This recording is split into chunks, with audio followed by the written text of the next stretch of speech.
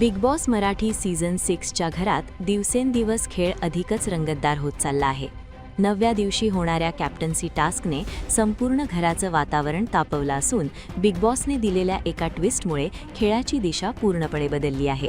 प्रेक्षकांमध्ये उत्सुकता शिगेला पोहोचली असतानाच घरात आता नव्या वादाची ठिणगी पडली आहे आणि त्या वादाच्या केंद्रस्थानी आहे दिव्या शिंदे. यावेळी बिग बॉसने कॅप्टन्सी टास्कसाठी अनोखा प्रयोग केला आहे.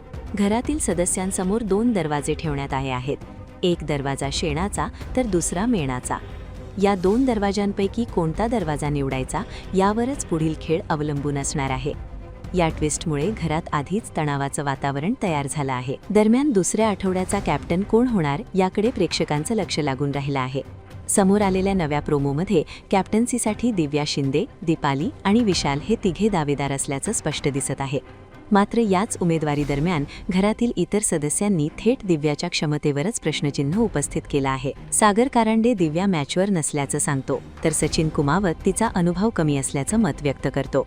अनुश्री देखील दिव्या कॅप्टन्सीसाठी योग्य नसल्याचं ठामपणे सांगते. या सगळ्या आरोपांना दिव्यानेही तितक्याच ठामपणे उत्तर दिलं आहे.